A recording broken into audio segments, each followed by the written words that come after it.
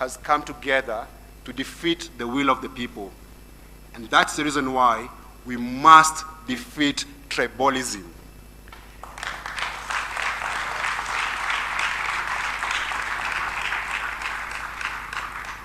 We all know hunger has no tribe, cancer has no tribe, poverty has no tribe.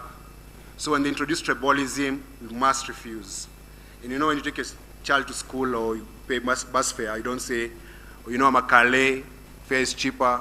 Or if you know you can't go to a bank anywhere and say, oh, how much money do you want? You say amount of money. Then you put source of funds, savings, credit, you put your tribe. Doesn't work like that. So if tribe is not a check we can cash, it can be a currency that we use to operate this country. We must stay away from tribalism. You know, fellow patriots, we must act now. We are tribeless, we are fearless, and we are one, bound by our values of Article 10 of our Constitution, and our love for each other. A tribeless Kenya is possible and good for us all. The Gen Zs showed us what that looks like. That being tribeless is our powerful weapon against the laws of impunity. And that's why if you see anyone in this country mobilizing around tribe, that's a very dangerous person. Please note that. Anyone, even me, and I've never said I'm my tribe actually. You know, my last born has a Luo name.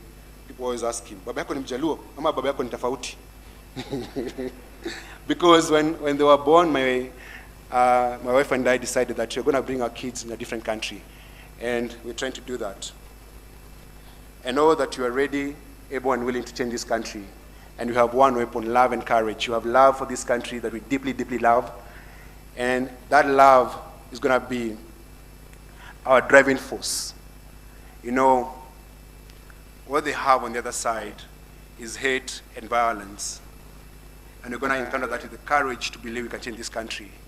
Part of the leadership of the movement are in this room, and we sat down after July protests and we said, we're losing too many kids, and we've gone to too many funerals. And we realized there's one thing they can't do. They can't out-organize us. So we stopped agonizing, and now we are organizing to bring about a ballot revolution.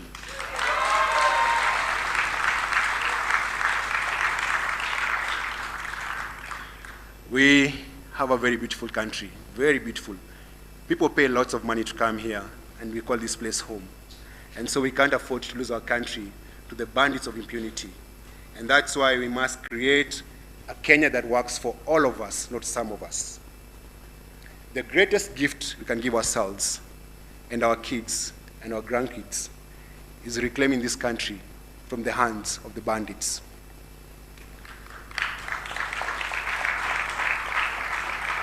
My dream for the new Kenya is possible, and that is a dream. And that is a Kenya that is food for all. I want to ensure that education is free from kindergarten all the way to the university. You don't pay a single cent.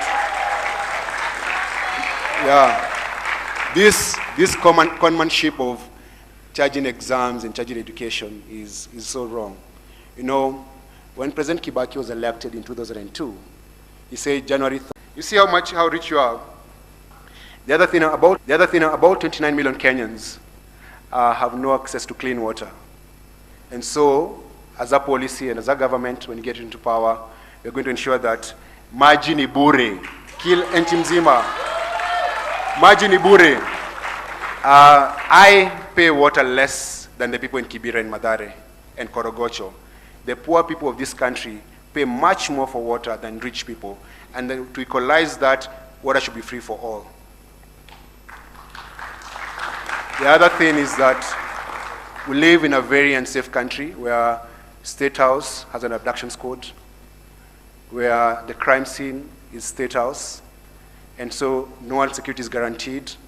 What I'm going to do as a country, I'm going to ensure that security for all is guaranteed, that the police will serve the people, not a few individuals, that if the country is not safe, then they should never be safe. And so I'm going to build a country that is safe for everyone. It doesn't matter your status. If you're in Pokot, like Emmanuel here, there'll be no bandits. If you're in Lamu, there's no terrorists. And then if you're in Nairobi, there are no land grabbers trying to take your playground, you know? I know all these things will be possible because in my administration, there'll be no corruption. There'll be zero corruption.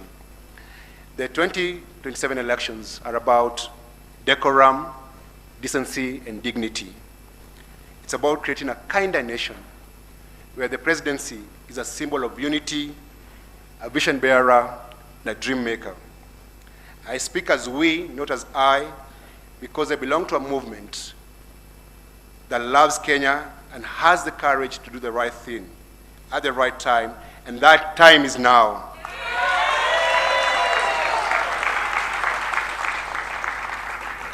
My run for office is to reclaim our dignity as a country and love for this nation. We are full of love. We did not go to protest because we hate this country. We did that because of love. And so I want to bring respect, dignity to this nation by leading this country in a better way. The time to liberate our country is now. There's no better time to believe in a new country, Kenya mpya, mwanzo mpya, than today as we mark 15 years since the promulgation of our new constitution, our Katiba. Let all those who love Kenya join this movement of change, mwanzo mpya. We're going to work with everyone as long as you're clean. Yes, we're not going. So, if I take this water, which I'm going to sip, Nazakayo asikie.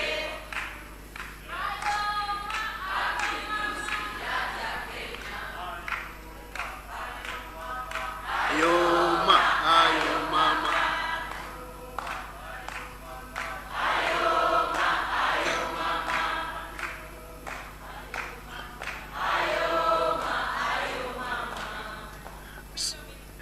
Freedom is here.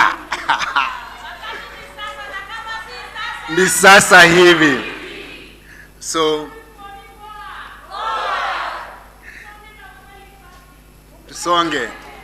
So, if I take this water, and it's very clean right now, and I drop a drop of urine or human waste of cow dung, what will happen to this water? Contaminated, right? It's going to be polluted, right?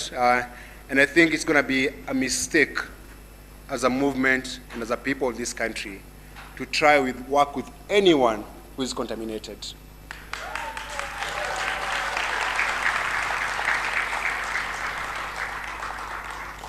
We cannot achieve change by working with people who have been part of the problem for the last 63 years. We cannot achieve change with people who have unexplained wealth. We cannot have change with people who are part of KANU. We cannot. You have to realize, in the 80s, we had the Nyayo torture chambers. When people were being tortured in Nyayo torture chambers and jailed in Kamiti without a trial, there are members of KANU who are life KANU members carrying a card. We cannot trust those people because they are hyenas. So as we call for unity among all the candidates, we're going to call unity among people who don't have a checkered past, so that we do not fall into the same trap. There are also people who were part of this killer government, and they were not apologetic about it, and now they become saviors and messiahs overnight because they are out. Disregard them, let the hyenas fight among the hyenas, and because you are not hyenas, we stay away from their fight. And we build a new country. Their politics is divisive. It's tribal. We cannot use their language. They have money and they have power, but we have will, we have love and courage, and with that we're going to defeat them. The truth is, to cast your vote, it costs nothing to cast your vote. So if you all register to vote, with all their billions, they're still going to lose. So as you sit here and those who are watching online, don't let money concern you. Money should be the least of our concern, because we have a vision and a mission to fulfill. and that it doesn't need money, just need love and courage. With love and courage, you can take our country back. Last year, there were protests in 37 counties out of the 47. 37 counties. There was no budget. There was no money. You know, when they came to arrest me, and they said I was financing the movement, they found there was no money in my account, there was no money in my office, and they still wonder, how do these people organize? It's love and courage. We love this country. You know, we had slept for a long time. Yeah?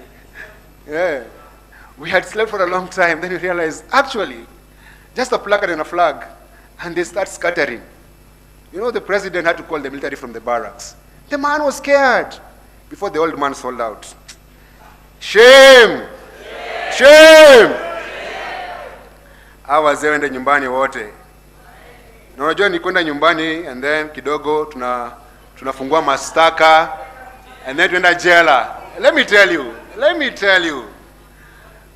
This, you know, when I told my family was running, Nate, who spoke earlier, very well-spoken young man, and I'm so proud of him and my entire family.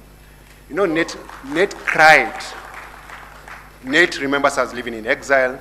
Nate said, Dad, they'll kill you.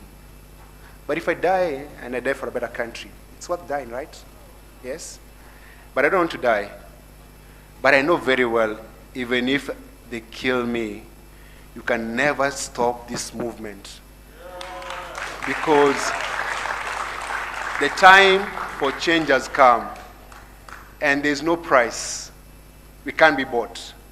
Actually, no one ever sold out. The movement leadership and the people organizing, not a single person sold out. So don't be confused. You might see some people who crisscrossed all over. Those are meant to be with the